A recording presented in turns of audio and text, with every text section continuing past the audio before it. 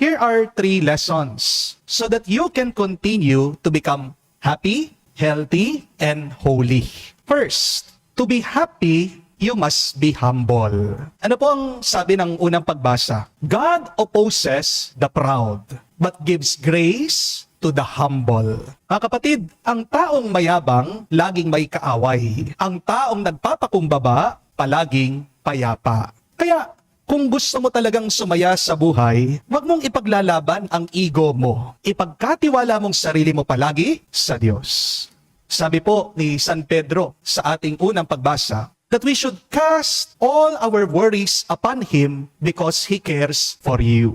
Kapag palagi kang nag-aalala, isa lang ibig sabihin yan, hindi mo pinagkakatiwalaan ang Diyos. Kapag ikaw ay palaging nag-aalala, gusto mo palagi ikaw ang masundan. Di po ba? Tandaan niyo po, hindi ka magiging masaya kung gusto mo palagi ikaw ang tama. Hindi ka magiging masaya kung pilit mong kinokontrol ang lahat.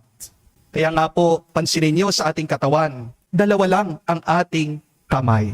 Anong ibig sabihin yan? Para wag mong pakialaman lahat ng bagay. Hindi po ba? Kahit naman po ang octopus, 8 po ang kanyang tentacles, ang kanyang kamay.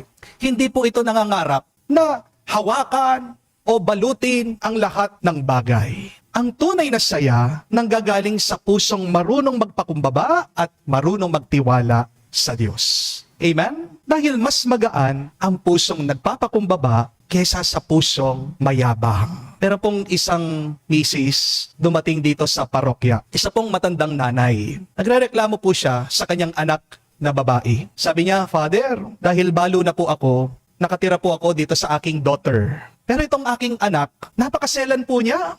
Pati po ang ref, gusto niya malinis, maayos. Tinanong ko naman po itong matanda, ano naman pong problema doon? Ayaw niyo po ba yon? Gusto niya malinis at maayos yung refrigerator niyo? Tapos sabi po niya, kasi naman po, Father, palagi po akong pinagsasabihan ditong anak ko. At tanong ko sa kanya, bakit po? Ayaw niyo po bang pinagsasabihan? Sumagot po itong matanda, sabi niya, kasi naman po, Father, mas matanda ako sa kanya. Nanay po niya ako Anak ko lang siya. Yun pala ang problema. Hindi naman pala yung ref. Hindi naman po pala tungkol sa kalinisan.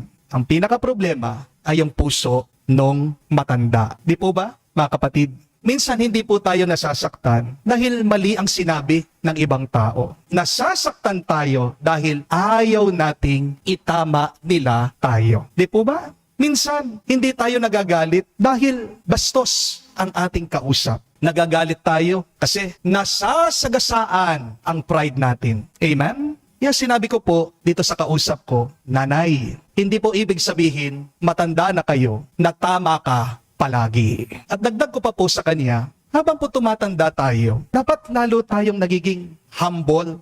Dapat natututo tayong magpakumbaba. At habang nagpapakumbaba ka, doon mo makikita at mararanasan. Lalong gumagaan ang puso mo, doon ka lalong sasaya. Mga kapatid, tandaan niyo po ito. Hindi sukatan ng katotohanan ang edad. Hindi sukatan ng tama ang pagiging magulang. Minsan, ang anak, ginagamit din niya ng Diyos para turuan kayong mga magulang. Amen? Minsan, yung mga mas bata sa inyo, ginagamit din yan ng Diyos para itama yung matanda at lumang pag-uugali niyo. Amen? At kung hindi ka marunong tumanggap ng iyong pagkakamali, hindi ka lalago. Di po ba? Kaya ang tanong, bakit ang dami kayang matatanda pero hindi sila masaya? Bakit kaya ang daming merong edad pero puno ng galit? Kasi tumanda nga sila, pero hindi sila marunong magpakumbaba. Amen? Mga kapatid, gusto niyo po bang mas sumaya? Huwag mong ipaglaban ang pagiging tama. Ipaglaban mo ang pagiging mabuti. Huwag mong isipin, ako mas nakakaalam. Isipin mo, ano kaya ang pwede kong matutunan? At tandaan niyo po ito, the older that you get, the humbler you must become. The more humble you become, the happier you will be.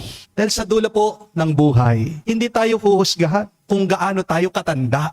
Bandang huli, ang titignan ng Diyos, kung gaano kahaba ang ating pasensya, kung tayo ba talaga ay nagpakababa.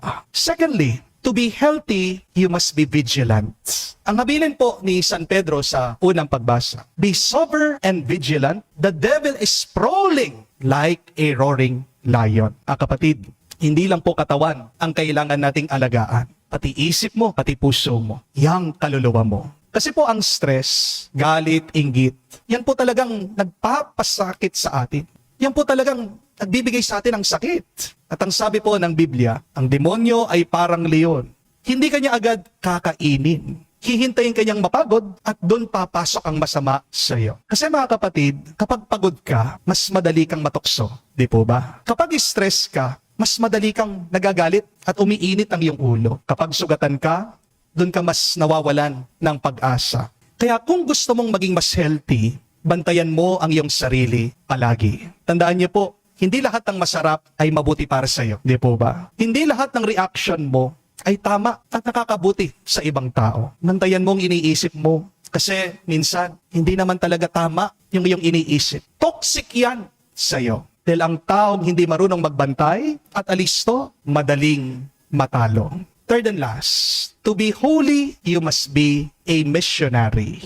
Ang utos po ng ating Panginoong Jesucristo sa Ebanghelyo, narinig natin. Go into the whole world and proclaim the good news. Mga kapatid, ang kabanalan po, hindi lang po puro dasal.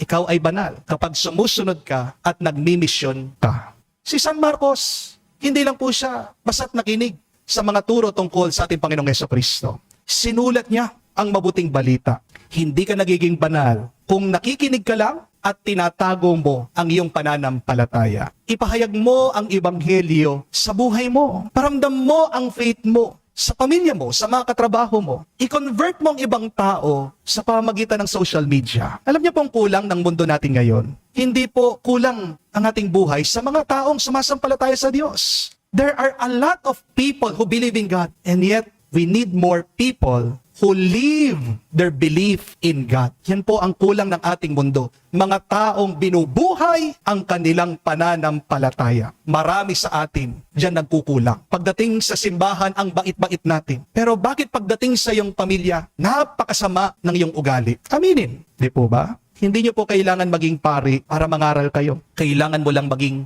tunay araw-araw. Sabi po sa Ebanghelyo, while they went and preached, the Lord worked with them.